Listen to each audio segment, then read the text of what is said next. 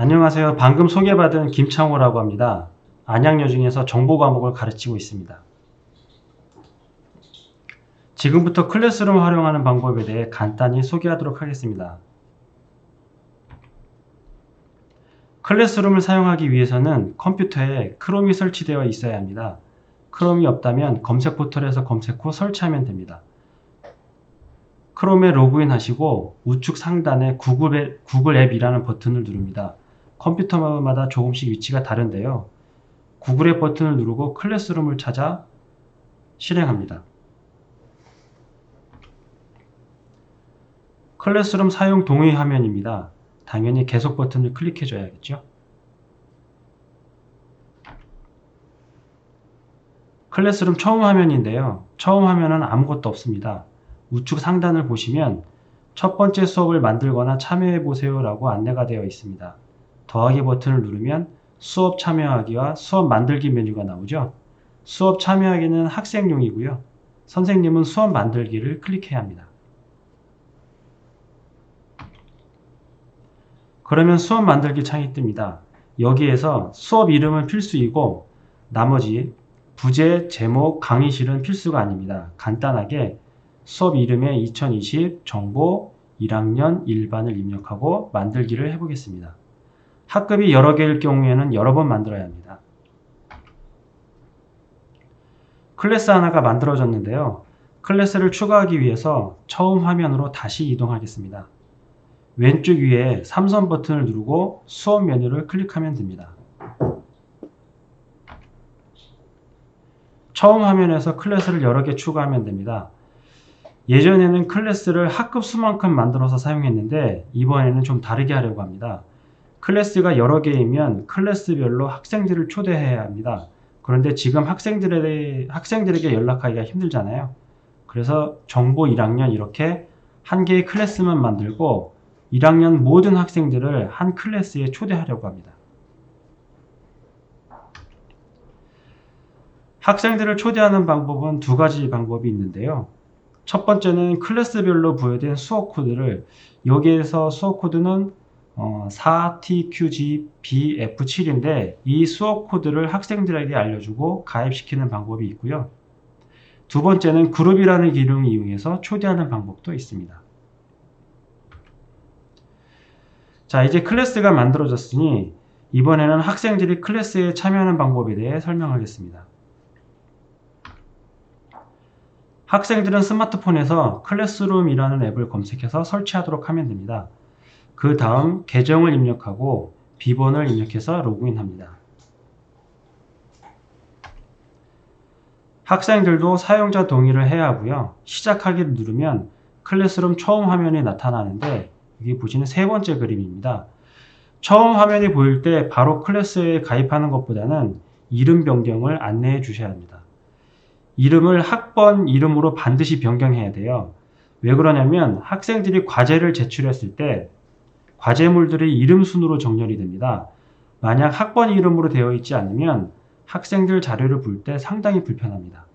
그리고 이름이 같을 경우에는 선생님이 그 학생들의 학번을 다시 확인해야 하는 불편함이 생깁니다. 이름을 변경하는 순서는 간단합니다. 첫 번째, 구글 계정 관리를 클릭하고 두 번째, 개인정보 및 개인정보 보호를 클릭하고 세 번째, 이름을 순서대로 클릭하면 됩니다. 본인 확인을 위해 비밀번호를 한 번 더 입력해야 이름을 변경할 수 있는데요. 세 번째 그림에서 성에 학번 숫자 4자리를 입력하고 이름에 학생의 이름을 입력하라고 하면 됩니다. 다 됐으면 확인을 클릭합니다. 이름을 변경했으니 이번에는 클래스에 가입합니다. 오른쪽 아래 파란색 더하기 버튼을 누르고 학생이니까 수업 참여하기를 누릅니다. 선생님이 알려준 수업 코드를 입력하면 가입이 완료됩니다.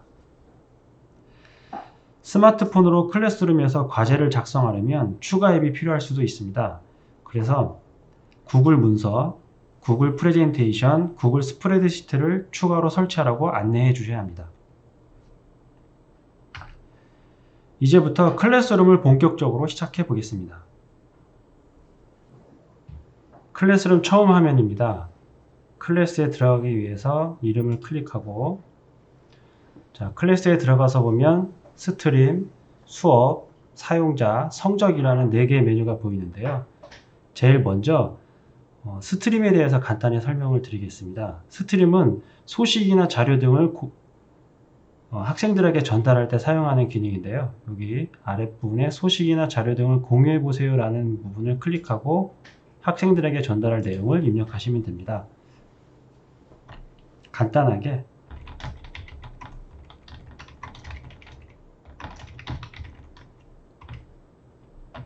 오늘부터 온라인 수업을 진행합니다 라고 입력을 하고 게시해 보겠습니다. 자, 스트림에 자료가 올라가게 되면 학생들에게 알림으로 전송이 됩니다. 다음은 과제 만들기입니다. 수업에서 과제 만들기를 누르면 메뉴가 보이는데요. 첫 번째로 만들어 볼 과제는 유튜브 영상을 시청하고 활동지를 작성하는 과제를 만들어 보겠습니다. 만들기에서 과제를 클릭하고 먼저 과제의 제목을 입력합니다.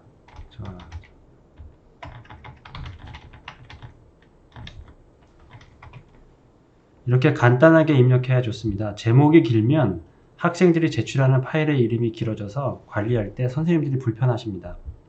다음은 추가 버튼을 누르고 유튜브 URL 주소를 붙여넣기 합니다. 클래스룸에서 유튜브를 링크했을 때 좋은 점은 광고가 나타나지 않습니다. 어떤 유튜브 영상이라도 광고를 제거하고 보여주는데 클래스룸의 좋은 기능 중에 하나라고 생각합니다. 학생들이 봐야 할 유튜브를 추가했으면 이번에는 활동지 파일을 추가하겠습니다. 추가 버튼을 한 번 더 클릭하고 구글 드라이브에서 선생님들이 미리 만들어 놓은 파일을 추가하겠습니다.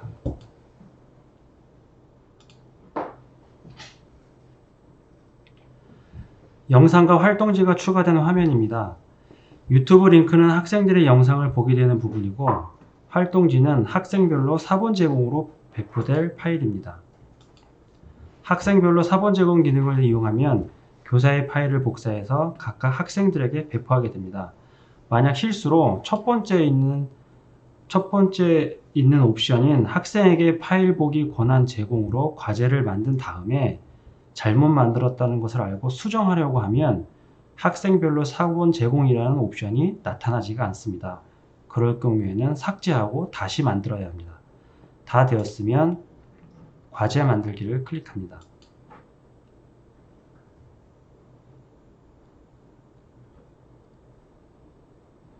스트림과 마찬가지로 과제 생성 완료되면 학생들의 스마트폰에 알림으로 전송됩니다.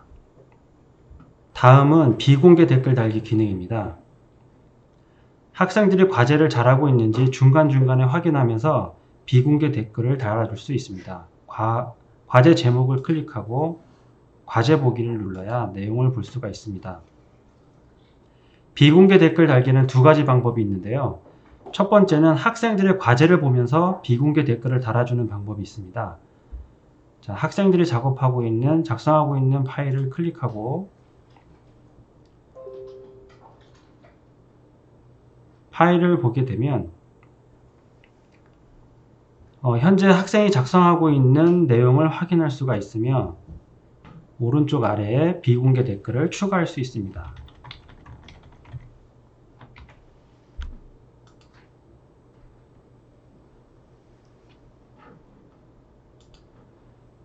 두 번째 방법은 비공개 댓글만 입력하는 경우입니다. 학생의 이름을 클릭하고 우측 아래에 비공개 댓글을 바로 입력할 수 있습니다.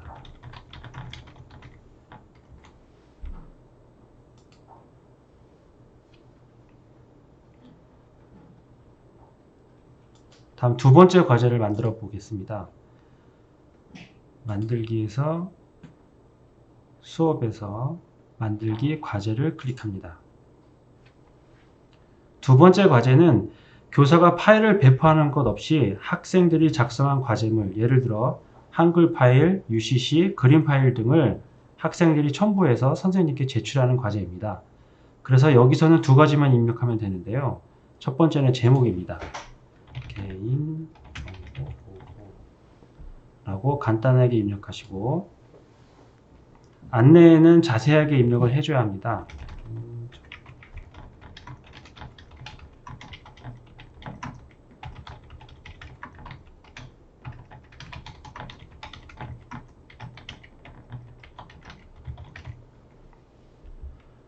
다 됐으면 과제 만들기를 누르면 과제가 생성됩니다. 다음 세 번째 과제는 퀴즈 만들기 과제입니다. 구글 설문의 퀴즈 기능을 이용하여 바로 사용하는 것인데요. 다른 과제와 마찬가지로 제일 먼저 과제 제목을 입력합니다. 저는 형성평가라고 입력해 보겠습니다. 그리고 첨부된 구글 설문지를 열어서 문항을 만들어 주시면 됩니다.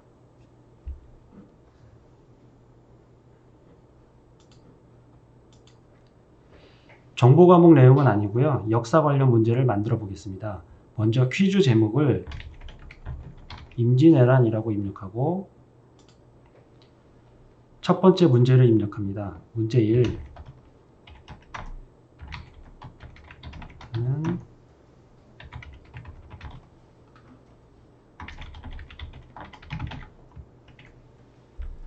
임진왜란은 몇 년도에 발생했나요? 라고 입력하고 문제 형태는 객관식 질문으로 하겠습니다.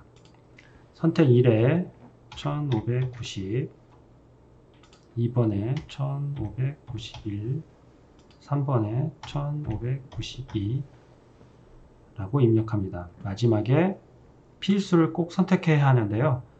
필수를 선택하지 않으면 학생이 문제를 풀지 않고 넘어갈 수도 있습니다. 문항을 다 만들었으면 답안 제작으로 넘어갑니다. 자, 답안에서는 일단 점수를 입력해야 하고요. 그리고 정답을 체크해 줘야 됩니다. 1592년이죠. 다 됐으면 완료. 다음 두 번째 문제를 추가하겠습니다. 문제 2.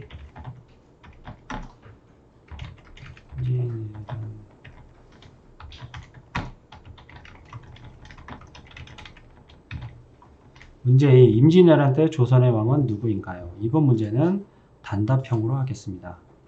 네, 마찬가지로 필수를 선택해 주시고 답안 작성으로 들어갑니다.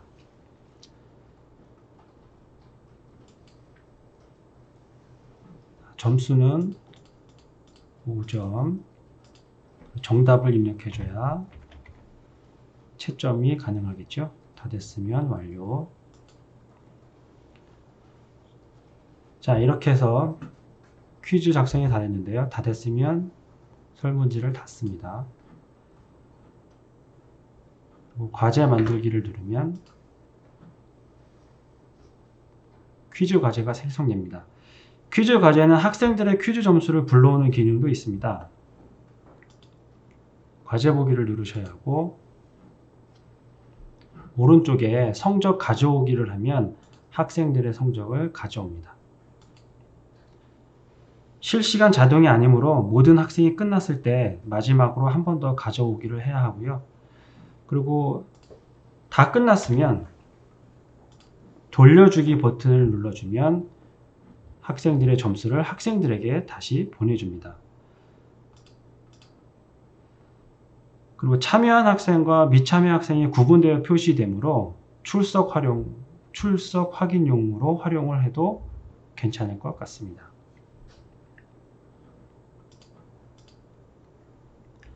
자, 오늘 마지막 과제 질문 만들기입니다. 퀴즈 과제는 문제를 여러 개 만들 수 있으나 질문은 문제를 한 개만 간단하게 만들어서 학생들에게 제시하는 기능입니다.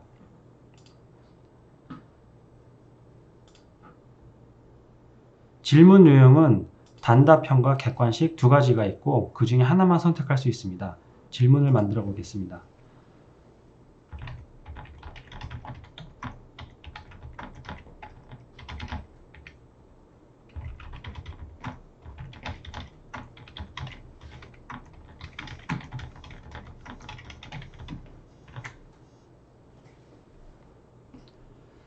이렇게 질문을 입력하고 오른쪽 아래에 보면 학생들이 서로 답글을 달 수 있음이라는 옵션이 있는데 이 옵션을 선택하게 되면 학생들이 다른 학생들의 답을 볼 수가 있습니다. 그래서 이 옵션을 꺼주면 다른 학생들의 답을 서로 볼 수가 없게 됩니다. 다 됐으면 질문하기를 누르시고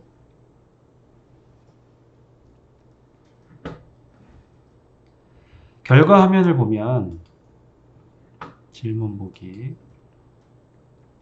여기에서도 마찬가지로 제출한 학생과 제출하지 않은 학생으로 구분돼서 나타나기 때문에 출석용으로 확인하셔도 괜찮고 한 가지 더 중요한 거 말씀드리면 처음에 말씀드렸던 내용인데 학생의 이름을 학번 이름으로 변경을 하고 정렬을 성으로 하게 되면 여기 학생들이 학번 순서로 정렬돼서 선생님들께서 확인하시기가 훨씬 더 편합니다.